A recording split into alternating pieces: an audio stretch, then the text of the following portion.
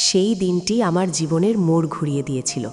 শ্বশুরমশাই যখন আমাকে আড়ালে ডেকে ফিসফিস করে বললেন, আমি জানি তোমার বিয়ের আগে একটি সম্পর্ক ছিল, আমার পায়ের তলা থেকে যেন মাটি সরে গিয়েছিল। বুকের ভেতরটা ধক করে উঠেছিল, দম বন্ধ হয়ে আসছিল। সেই মুহূর্তে মনে হয়েছিল আমার সব সুখ, সব স্বপ্ন বুঝি ভেঙে চুরমার হয়ে যাবে। একটি বাক্য, মাত্র কয়েকটি শব্দ, কিন্তু আমার শ্বশুর মশাইয়ের সাথে আমার সম্পর্কের সংজ্ঞাটাই সম্পূর্ণ বদলে দিয়েছিল। আজও সেই স্মৃতি আমাকে কাঁদায়, হাসায় আর এক গভীর উপলব্ধির জন্ম দেয়। আশা করি আপনারা সবাই ভালো আছেন, সুস্থ আছেন। মায়া ব্লগসের আজকের বিশেষ গল্পে আপনাদের সবাইকে স্বাগতম। আজকের গল্পটা একটু অন্যরকম, একটু ব্যক্তিগত আর ভীষণ আবেগপ্রবণ। তাই হেডফোন পরে নিলে হয়তো গল্পের গভীরে প্রবেশ করতে আপনার সুবিধা হবে। চলুন আর দেরি না করে ঢুকে পড়ি আমাদের আজকের মায়ার জগতে। আমার নাম সাদিয়া। ঢাকার এক মধ্যবিত্ত পরিবারে আমার জন্ম। ছোটবেলা থেকেই আমি ছিলাম ভীষণ স্বপ্নপ্রবণ। বইয়ের পাতায় আর কল্পনার জগতে ডুবে থাকতেই ভালোবাসতাম। পড়াশোনায় বেশ ভালো ছিলাম, তাই বাবা মায়েরও আমার ওপর অনেক আশা ছিল। বিশ্ববিদ্যালয় জীবনে পা রাখার পর আমার সেই কল্পনার জগতে এক নতুন মানুষের আগমন ঘটেছিল, তানভীর। রাজশাহী বিশ্ববিদ্যালয়ে আমরা একই ডিপার্টমেন্টে পড়তাম। প্রথম দেখাতেই প্রেম এমনটা হয়তো ছিল না, কিন্তু তানভীরের শান্ত স্বভাব, গভীর চোখ আর সুন্দর হাসি আমার মন কেড়ে নিয়েছিল খুব দ্রুত। সে ছিল আমার প্রথম প্রেম, আমার প্রথম অনুভূতি, আমার প্রথম সব। রাজশাহীর লালমাটির পথ ধরে আমাদের হাত ধরে হাঁটা, পদ্মার পাড়ে বসে সূর্যাস্ত দেখা, লাইব্রেরির কোনায় বসে ঘন্টার পর ঘন্টা নিজেদের স্বপ্নের জাল বোনা, সে যেন এক অন্য জীবন ছিল। আমাদের সম্পর্কটা ছিল ভীষণ গভীর, আবেগময়। আমরা একে অপরের ভেতরে নিজেদের খুঁজে পেয়েছিলাম। ভবিষ্যৎ নিয়ে আমাদের অনেক স্বপ্ন ছিল। তানভীর পড়াশোনা শেষ করে বিসিএস দিয়ে সরকারি চাকরি করবে, আর আমি শিক্ষকতা করব। একটা ছোট্ট বাসা, বিকেলে এক কাপ চা হাতে বারান্দায় বসে গল্প করা, ছুটির দিনে দূরে কোথাও ঘুরতে যাওয়া, এসবই ছিল আমাদের ভবিষ্যতের রূপরেখা। আমি নিশ্চিত ছিলাম তানভীরই আমার জীবনসঙ্গী হবে, আমার চিরকালের ঠিকানা। কিন্তু জীবনের পথ সবসময় সরল রেখা ধরে চলে না। তানভীরের পরিবার ছিল ভীষণ রক্ষণশীল।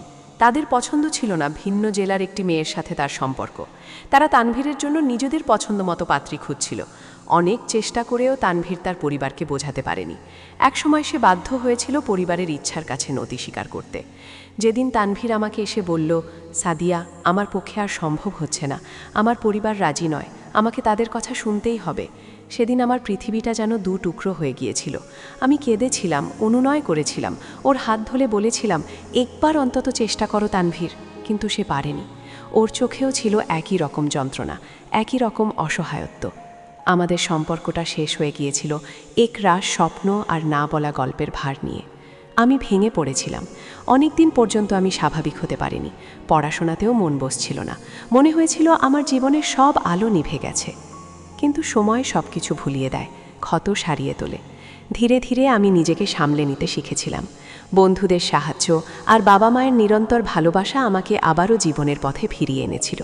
আমি পণ করেছিলাম অতীতকে পেছনে ফেলে সামনে এগিয়ে যাব। তানভীরের অধ্যায়টা আমার জীবনের এক গভীর গোপন অধ্যায় হয়ে রয়ে গিয়েছিল, যা আমি কাউকে বলিনি, এমনকি আমার সবচেয়ে কাছের বন্ধুকেও নয়। আমি জানতাম এই সমাজে অতীত সম্পর্ক নিয়ে মানুষের নানা রকম ধারণা থাকে। আমি নতুন করে কোনো আঘাত পেতে চাইনি। পড়াশোনা শেষ করে আমি একটি বেসরকারি স্কুলে শিক্ষকতা শুরু করেছিলাম। এরপরই এলো আমার বিয়ের প্রস্তাব। আরিফ ঢাকারই এক প্রতিষ্ঠিত পরিবারের একমাত্র ছেলে। ওর বাবা, মানে আমার শ্বশুর মশাই রহিম সাহেব, ছিলেন একজন অবসরপ্রাপ্ত ব্যাংক কর্মকর্তা, আর শাশুড়ি ছিলেন গৃহিণী। প্রথম দেখাতেই আরিফকে আমার বেশ ভালো লেগেছিল। শান্ত স্বভাবের, সৌম্য দর্শন আর ভীষণ ভদ্র। ওর চোখে একটা নিষ্পাপ সারল্য ছিল, যা আমাকে মুগ্ধ করেছিল। বাবা মাও আরিফকে খুব পছন্দ করেছিলেন। তাদের মনে হয়েছিল এমন ছেলে সাদিয়ার জন্য উপযুক্ত। আমাদের বিয়েটা ছিল সম্পূর্ণ পারিবারিক সম্মতিতে। বিয়ের পর প্রথম কয়েক মাস ছিল স্বপ্নের মতো। আরিফ আমার প্রতিটি ছোট ছোট ভালো লাগা, খারাপ লাগার দিকে খেয়াল রাখত।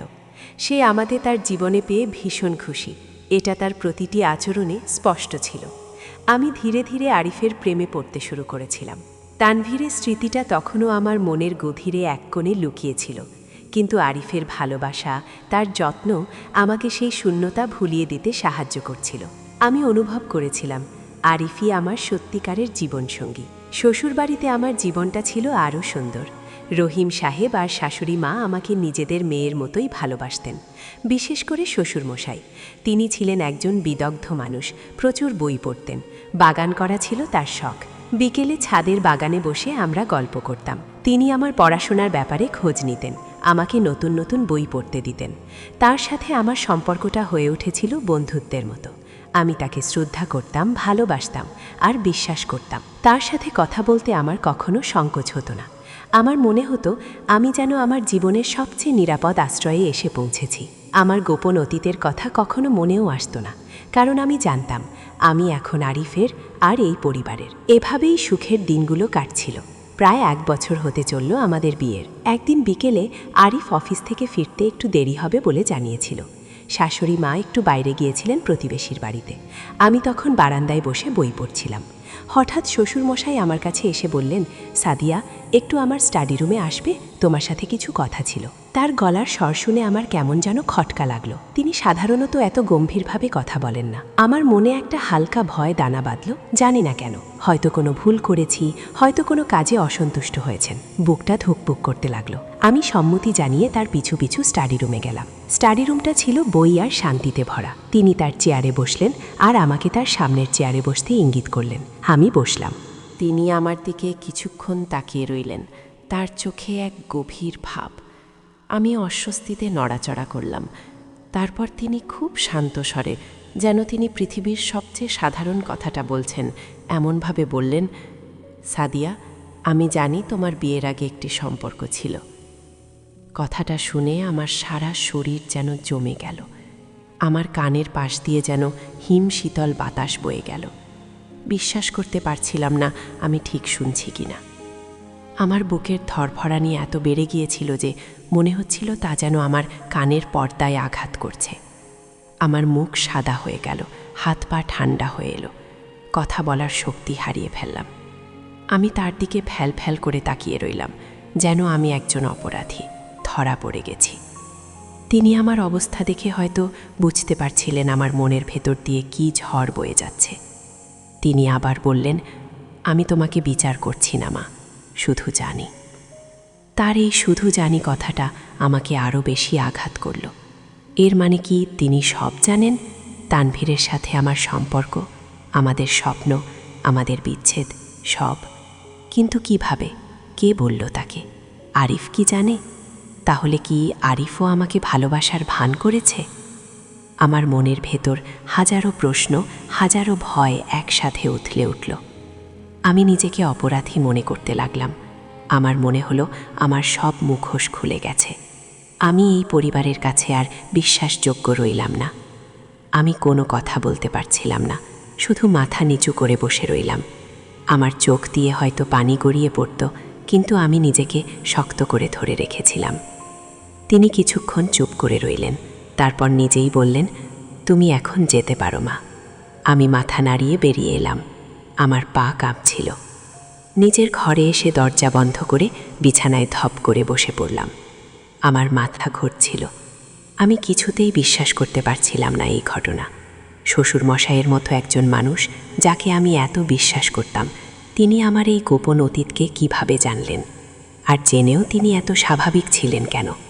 তার চোখে কোনো ঘৃণা ছিল না, কোনো অভিযোগ ছিল না, ছিল শুধু এক গভীর উপলব্ধি। কিন্তু সেই উপলব্ধি আমাকে আরও বেশি কষ্ট দিচ্ছিল। আমার মনে হলো তিনি হয়তো আমাকে করুণা করছেন। সেই দিন থেকে আমার জীবনটা সম্পূর্ণ বদলে গেল। আমি শ্বশুরমশাইয়ের সামনে যেতে ভয় পেতাম। তার সাথে আগে যেমন সাবলীলভাবে কথা বলতাম, গল্প করতাম, হাসতাম, তা যেন আর পারতাম না। আমার মনে হতো তার চোখে আমি এখন একজন ভিন্ন মানুষ। তার প্রতিটি কথা, প্রতিটি আচরণ আমার কাছে ভিন্ন অর্থ বহন করত। তিনি হয়তো সাধারণ কোনো কথা বলতেন, কিন্তু আমার মনে হতো তিনি হয়তো আমার অতীত নিয়েই ইঙ্গিত করছেন। আমি তার কাছ থেকে নিজেকে গুটিয়ে নিতে শুরু করলাম। শ্বশুরমশাইও হয়তো আমার এই পরিবর্তন লক্ষ্য করেছিলেন। তিনি হয়তো বুঝতে পারছিলেন যে তার সেই কথাগুলো আমাকে কতটা আঘাত করেছে। তিনি হয়তো আমাকে আগের মতো ছাদে ডাকতেন, বই নিয়ে আলোচনা করতে চাইতেন, কিন্তু আমি কোনো না কোনো অজুহাত দেখিয়ে এড়িয়ে যেতাম। আমার ভেতরে একটা চাপা অস্থিরতা কাজ করত। আরিফ যখন তার বাবার প্রশংসা করত তখন আমার বুকের ভেতরটা মোচড় দিয়ে উঠত। আমি ভাবতাম আরিফ যদি জানত তার বাবার কাছে তার স্ত্রীর গোপন অতীত আর গোপন নেই তাহলে তার কেমন লাগত। আরিফও আমার এই পরিবর্তন খেয়াল করেছিল। সে জিজ্ঞেস করত, সাদিয়া, আজকাল তুমি কেমন যেন চুপচাপ থাকো, বাবার সাথেও আগের মতো গল্প করো না, কিছু হয়েছে কি? আমি মিথ্যা বলতাম, না তো, কাজের চাপ একটু বেশি, তাই হয়তো ক্লান্ত লাগছে। আমার মনে হয়েছিল শ্বশুরমশাই হয়তো আরিফকে সব বলে দেবেন, হয়তো একদিন আরিফ এসে আমাকে জিজ্ঞেস করবে। এই ভয়ে আমি প্রতি মুহূর্তে কুঁকড়ে থাকতাম। আমাদের সম্পর্কের যে অনাবিল আনন্দ ছিল তা যেন এক অজানা ভয় আর অপরাধবোধের মেঘে ঢাকা পড়ে গিয়েছিল। দিন কাটছিল এভাবেই। আমার ভেতরে ভেতরে আমি শুকিয়ে যাচ্ছিলাম। আমার হাসি, আমার স্বতঃস্ফূর্ততা হারিয়ে যাচ্ছিল। একদিন রাতে আমি আর আরিফ ঘুমানোর আগে কথা বলছিলাম। আরিফ আমার হাত ধরে বলল, সাদিয়া, তুমি কি আমার কাছ থেকে কিছু লুকাচ্ছ? আমি তোমাকে চিনি, তোমার চোখে এখন আগের সেই উজ্জ্বলতা নেই। তোমার মন খারাপ কেন, আমাকে বলো। আরিফের এই কথাগুলো শুনে আমার বুক ভেঙে কান্না আসতে চাইছিল। আমি তাকে সত্যিটা বলতে চেয়েছিলাম, কিন্তু পারিনি। আমার মনে হয়েছিল যদি বলি তাহলে সব শেষ হয়ে যাবে, আরিফ আমাকে ঘৃণা করবে। আমি শুধু তার বুকে মাথা রেখে কাঁদতে শুরু করলাম আর বললাম, কিছু না আরিফ, আমার শুধু তোমাকে খুব বেশি মনে পড়ছে। এটা ছিল একটা মিথ্যা, কিন্তু সেই মুহূর্তে আর কোনো কথা আমার মুখে আসছিল না। পরদিন সকালে আমি ঘুম থেকে উঠে দেখি শ্বশুরমশাই আমার ঘরের দরজায় দাঁড়িয়ে আছেন। তিনি আমার দিকে তাকিয়ে বললেন, সাদিয়া, তুমি কি একবার নিচে আসবে? তোমার সাথে কিছু কথা ছিল। আমি ভয়ে সিটিয়ে গেলাম। আমার মনে হলো এবার হয়তো তিনি আরিফকে সব বলে দেওয়ার আগে আমাকে শেষবারের মতো কিছু বলতে চান। আমি ভয়ে ভয়ে তার পিছু পিছু নিচে গেলাম। তিনি আমাকে ড্রয়িং রুমের সোফায় বসতে বললেন। তার চোখে এবার গভীর মমতা ছিল, কোনো বিচার ছিল না। তিনি খুব শান্তভাবে বললেন, আমি জানি আমার সেই কথাগুলো তোমার মনে অনেক আঘাত করেছে। তুমি হয়তো ভাবছো আমি তোমাকে বিচার করছি, তোমার অতীত নিয়ে আমি আরিফকে সব বলে দেব। কিন্তু বিশ্বাস করো মা, আমার উদ্দেশ্য তা ছিল না। আমি অবাক হয়ে তার দিকে তাকালাম। আমার মুখে কোনো কথা ফুটছিল না। তিনি বলতে লাগলেন, আমি তোমাকে ছোটবেলা থেকেই চিনি সাদিয়া। তোমার বাবা আমার বন্ধু ছিলেন। তুমি যখন ছোট ছিলে তখন একবার তোমার বাবার সাথে তোমার বাসায় গিয়েছিলাম। সেদিন তানভীর নামের একটা ছেলের সাথে তোমাকে দেখেছিলাম। তখন তোমরা হয়তো স্কুলে পড়তে বা কলেজে। আমার মনে আছে ছেলেটা তোমার জন্য একটা বই নিয়ে এসেছিল। তোমাদের দুজনের চোখেই এক অদ্ভুত ভালো লাগা ছিল। আমি তখন কিছুই মনে করিনি, ভেবেছিলাম ছোটবেলার বন্ধুত্ব। কিন্তু পরে যখন তোমার বিয়ের প্রস্তাবের কথা উঠল আর তোমার বাবা তোমার সম্পর্কে বললেন, তখন আমার মনে সেই তানভীরের কথা মনে পড়েছিল। পরে আমি একজন পুরনো পরিচিত মানুষের কাছ থেকে জেনেছিলাম যে তোমাদের দুজনের মধ্যে একটা সম্পর্ক ছিল যা শেষ হয়ে গেছে। তার কথা শুনে আমি স্তব্ধ হয়ে গেলাম। তিনি এত বছর ধরে আমার অতীত সম্পর্কে জানতেন, কিন্তু কেন তিনি এতদিন চুপ ছিলেন? তিনি আমার মনের প্রশ্ন যেন পড়তে পারছিলেন। তিনি বললেন, আমি জানতাম যে তোমার জীবনে একটা অতীত ছিল, কিন্তু আমি কখনো তোমাকে বিচার করিনি। মানুষের জীবনে ভুল ত্রুটি থাকতেই পারে, আর প্রেম তো কোনো ভুল নয়। আমি শুধু চেয়েছিলাম তুমি সুখী হও। যখন আমি দেখলাম তুমি আরিফের সাথে কতটা সুখী, তোমার চোখে কতটা ভালোবাসা, তখন আমি নিশ্চিত হলাম যে তুমি তোমার অতীতকে পেছনে ফেলে এসেছো। আমি ভাবলাম এই কথাগুলো আমার জানার মধ্যেই থাক। তুমি যখন প্রয়োজন মনে করবে তখন হয়তো নিজেই আরিফকে বলবে। আমার চোখ দিয়ে টপ টপ করে পানি গড়িয়ে পড়ল। এই মানুষটা আমাকে এত বছর ধরে বুঝেছিলেন, আমার গোপন কষ্টকে সম্মান করেছিলেন। তিনি আবার বলতে লাগলেন, কিন্তু গত কিছুদিন ধরে আমি লক্ষ্য করছি তুমি কেমন যেন চুপচাপ হয়ে গেছো। তোমার মুখে সেই হাসি নেই, সেই স্বতঃস্ফূর্ততা নেই। তোমার চোখে একটা ভয়ের ছাপ দেখতে পাচ্ছি। আমি বুঝতে পারছিলাম আমার সেই কথাগুলো তোমার মনে কতটা আঘাত করেছে। আমি তোমাকে কষ্ট দিতে চাইনি মা, আমি শুধু চেয়েছিলাম তুমি নিজেকে মুক্ত করো। অতীত তোমাকে তৈরি করেছে, কিন্তু বর্তমান তোমার নিজস্ব। আমি শুধু চাই তুমি সুখী হও, আর আরিফের সাথে তোমার সম্পর্কটা যেন কোনো ভুল বোঝাবুঝির কারণে দুর্বল না হয়। তোমার মন যখন শান্ত হবে তখন তুমি আরিফকে সব বলতে পারো। সে তোমাকে ভালোবাসে, আর ভালোবাসার ভিত্তি হলো বিশ্বাস আর সততা। তার প্রতিটি কথা আমার বুকের ভেতর থেকে যেন এক বিশাল পাথর সরিয়ে দিল। আমার ভেতরের সব ভয়, সব অপরাধবোধ যেন মুহূর্তে দূর হয়ে গেল। এই মানুষটা আমাকে বিচার করেননি, বরং আমাকে আরও বেশি ভালোবাসার আর বোঝানোর চেষ্টা করেছিলেন। আমি তার পায়ে হাত দিয়ে সালাম করলাম। আমার চোখে তখন আনন্দাশ্রু। সেই দিন বিকেলে আরিফ অফিস থেকে ফেরার পর আমি তাকে ডাকলাম। সে আমার অস্থিরতা বুঝতে পারছিল। আমি তার হাত ধরে বললাম, আরিফ, আমার তোমাকে কিছু বলার আছে। আমি তাকে তানভীরের সাথে আমার সম্পর্কের কথা, আমাদের স্বপ্নের কথা আর আমাদের বিচ্ছেদের কথা বললাম। আমি বললাম কিভাবে আমার শ্বশুরমশাই এই কথাগুলো জানলেন আর কিভাবে তিনি আমাকে বলেছিলেন। আমি বললাম আমার ভয়েস, আমার অপরাধ বোধের কথা।